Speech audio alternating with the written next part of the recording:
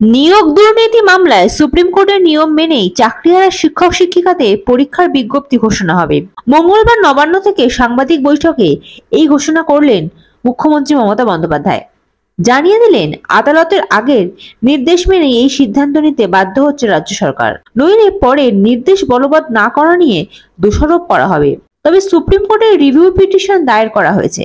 শীর্ষ আদালতে গ্রীষ্মকালীন ছুটি চলছে, তাই বিষয়টি নিয়ে রায় আসেনি।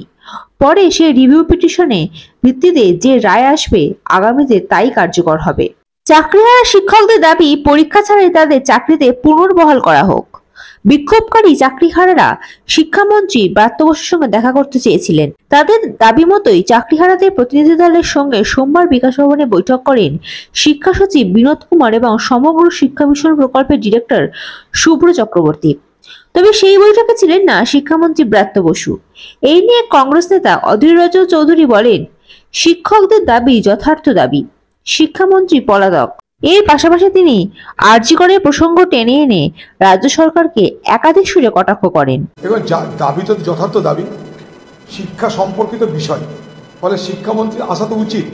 শিক্ষামন্ত্রী পলাতক, তাকে মমতা ব্যানার্জি এক দায়িত্ব দিয়েছে, তার নিজে কিছু করার ক্ষমতাও নাই, বলারও ক্ষমতা নেই। ওপর থেকে মমতা ব্যানার্জি তার শিক্ষিকা, সে যা বোর্ডে লিখে দেয় সেটাই সে পড়ে জানিয়ে দেয়।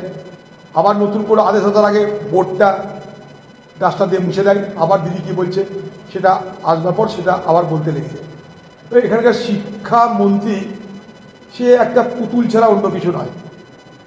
যা কিছু হচ্ছে এই বাংলায় সমস্ত কিছুর মাথা মধ্যমণি যাই বলুন, সেটা হচ্ছে মমতা ব্যানার্জি। এবং তিনি চাইছেন না এই দুর্নীতিটার প্রকাশ পান। তিনি যদি মনে করেন এই 26,000 বেকার যুবক যুবতীদের, শিক্ষক শিক্ষিকাদের পুনর্বহাল করবেন, একটা সেকেন্ডের কাজ। সেকেন্ডের কাজ এই কারণে তার কাছে সব তথ্য আছে।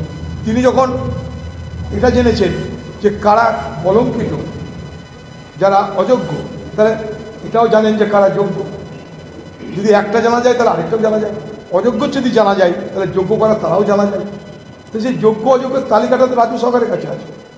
ফলে আমি শিক্ষক শিক্ষিকাদের আন্দোলন, তাদের দাবি সমস্ত কিছুটা পূর্ণাঙ্গভাবে সমর্থন করি এবং তাদের জন্য রাজ্য সরকারের ভাবা উচিত বলে মনে করি। মুখ্যমন্ত্রী, তিনি রাজ্যের মুখ্যমন্ত্রী, তার তো এগিয়ে এসে তাদের পাশে দাঁড়ানো উচিত। এখন ডাক্তারদের জন্য তিনি বাধ্য হয়ে এসেছিলেন, কারণ ডাক্তারদের আন্দোলনের পরিষেবা বন্ধ হয়ে গেছিলো, তাই তাই রব উঠেছিল, তাই ডাক্তারদের আন্দোলনে তিনি বাধ্য হয়ে এসেছিলেন। যদিও আরজি কর কাণ্ডের তদন্ত নিয়ে আমরা কেউ সন্তুষ্ট নই। আমরা চাই আরজি কর কাণ্ডে যারা প্রকৃত অপরাধী তাদেরকে খুঁজে বার করা হোক।